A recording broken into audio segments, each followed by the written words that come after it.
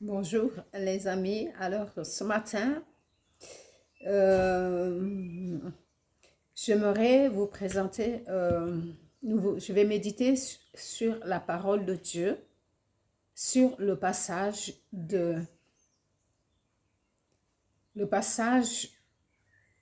Luc 15 à partir du verset 11 du Saint-Esprit. Avant ça, je commence. Si on ne se connaît pas, je suis Adélaïde et je suis coach et formatrice et j'accompagne les professionnels de santé, en particulier les professionnels de santé, à améliorer leur qualité de vie au travail. Et pourquoi particulièrement les professionnels de la santé? Parce que moi-même, je travaille dans la santé. Alors, si vous êtes dans cette recherche, n'hésitez pas à me contacter. Ce matin, nous n'allons pas parler de la parole du travail, nous allons parler de la parole de Dieu.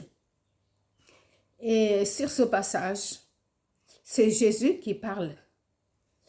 Et il parlait en réponse aux Israélites qui étaient en train de montrer du doigt les collecteurs d'impôts qui sont venus à Jésus. Et il dit, un homme avait 2 fils. Saint-Esprit, je te laisse la place. Le plus jeune lui dit, mon père, donne-moi ma part d'héritage, celle qui doit me revenir un jour. Le père fit le partage de ses biens entre ses fils. Quelques jours plus tard, le cadet vendit tout ce qu'il avait reçu et s'en alla dans un pays lointain. Là, il gaspilla sa fortune en menant une grande vie. Quand il eut tout dépensé, une grande famine survint dans ce pays-là et il commença à manquer du nécessaire. Alors, il alla se faire embaucher par l'un des propriétaires de la contrée. Celui-ci l'envoya dans les champs garder les porcs. Le jeune homme aurait bien voulu apaiser sa faim avec les caroubes que mangeaient les bêtes, mais personne ne lui en donna. Alors, il se mit à réfléchir sur lui-même et se dit, tous les ouvriers de mon père peuvent manger autant qu'ils veulent, alors que moi, je suis ici à mourir de faim. Je vais me mettre en route. J'irai trouver mon père et je lui dirai, mon père, j'ai péché contre toi et contre Dieu et contre toi. Je ne mérite même pas que tu me considères comme ton fils. Accepte-moi comme l'un de tes ouvriers. Il se mit donc en route pour se rendre chez son père. Comme il se trouvait encore à une bonne distance de la maison, son père l'aperçut et fit pris d'une profonde pitié pour lui. Il ouvrit et il courut à la rencontre de son fils et se jeta à son cou et l'embrassa longtemps. Le fils lui dit, mon père, j'ai péché contre Dieu et contre toi. Je ne mérite plus d'être considéré comme ton fils. Mais le père dit à ses serviteurs, allez vite chercher un habit, le meilleur que vous trouverez, et mettez-lui, passez-lui une bague au doigt et chassez-le de ses sandales. Et chaussez-le des sandales. Amenez le veau gras que nous avons engraissé et tuez-le. Nous allons faire un grand festin et nous réjouir. Car voici, mon fils était mort, il est revenu à la vie. Il était perdu et je l'ai retrouvé. Et ils commencèrent à festoyer. Et pendant ce temps, le fils aîné travaillait au champ sur le chemin du retour.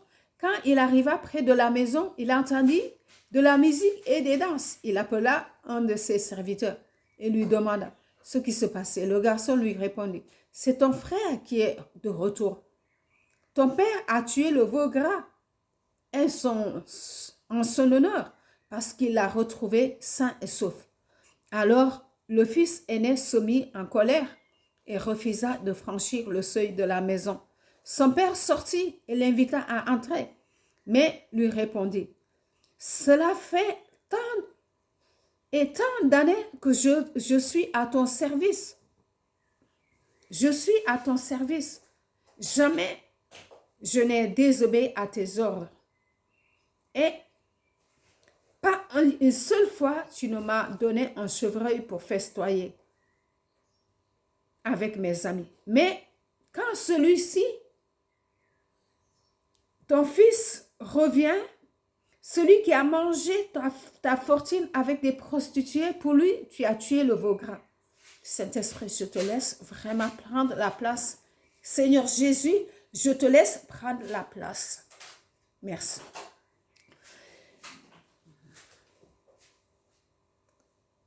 Il dit, le père lui dit, « Mon fils, tu es constamment avec moi et tous mes biens sont à toi, mais il fallait bien faire une fête et se réjouir, puisque ton frère, que voici, était mort et que voici maintenant, il est revenu à la vie, puisqu'il était perdu et voici qu'il est retrouvé. » Pourquoi Jésus a donné encore ce parabole? Parce que il voulait amener les pharisiens, là, ceux qui croyaient, qui étaient plus religieux que les autres, il voulait les amener à ouvrir les yeux si ceux ils étaient en train de dire, si les autres qui ont compris le message que Jésus était annoncé et qui se sont dit, ben, peut-être jusque-là, on ne connaissait pas Dieu, mais aujourd'hui, nous venons vers lui parce que nous avons compris. Et il prend l'exemple des deux fils. Il y a un qui a obéi complètement à Dieu, qui fait exactement ce qu'il lui est en train de dire. Il jeûne tous les jours, il est en train de donner la dîme, il est en train de faire le travail que Dieu lui demande. Et l'autre, qu'est-ce qu'il fait? Il va gaspiller les biens du père. Prenez l'exemple d'un père. Dieu est comme notre père. Et tout ce qu'il veut, c'est notre bien. Il ne va pas nous fliquer comme un flic qui est là en train de dire, dès que tu fais quelque chose de mauvais, ah, maintenant, tu n'es plus mon fils.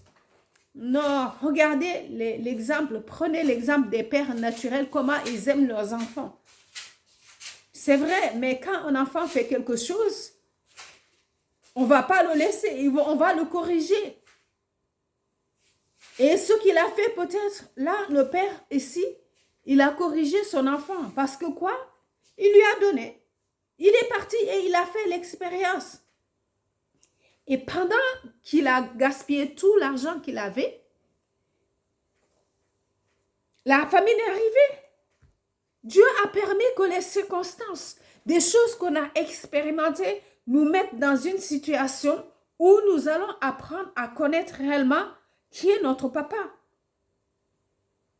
Quand il a fini et qu'il est resté dans cette souffrance, il est resté dans un endroit où il ne pouvait pas. C'est un parabole, quelque chose de la vie courante pour nous apprendre à connaître l'amour du Père par rapport à ses enfants. Prenons complètement là l'exemple d'un père naturel avec ses enfants.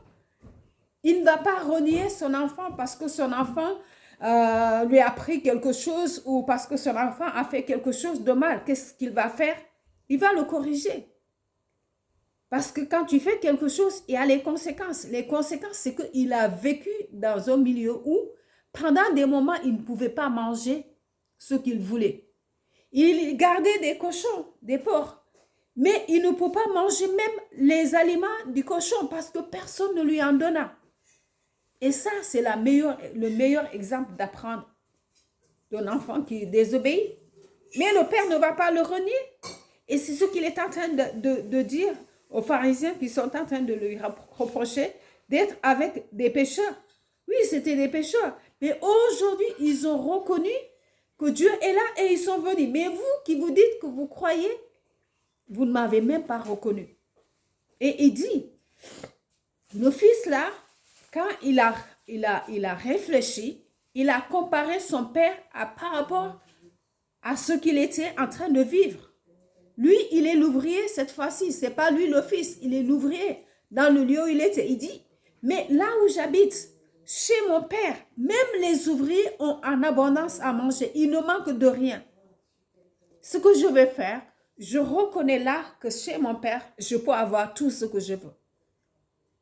Et je sais que mon père me permettra, même s'il ne me considère pas comme son fils, si je suis seulement son ouvrier parce que j'ai gaspillé ses biens, je vais pouvoir bénéficier de quelque chose pour manger. Ça, c'est le meilleur exemple de prise de conscience des situations qui nous sont arrivées dans la vie.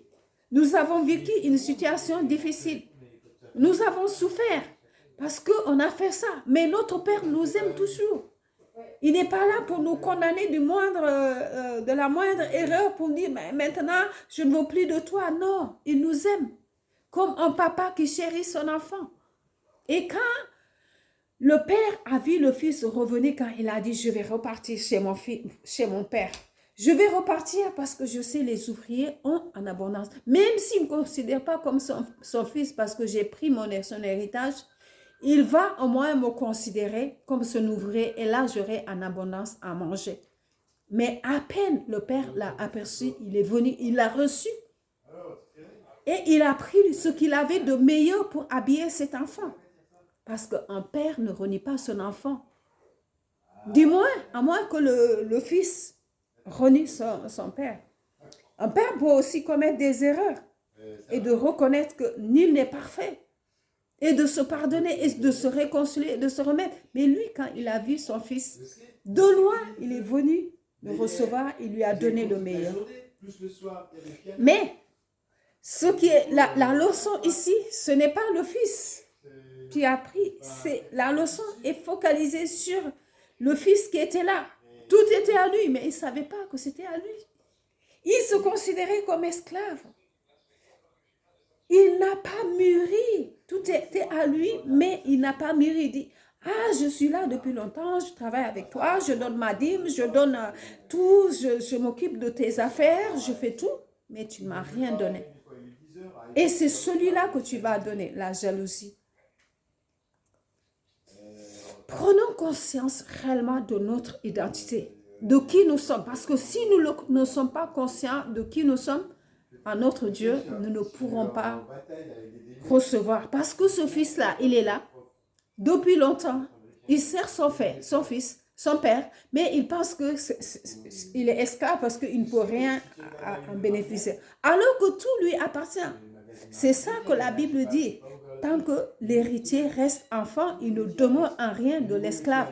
Bien que tout lui appartient, il ne peut rien gérer.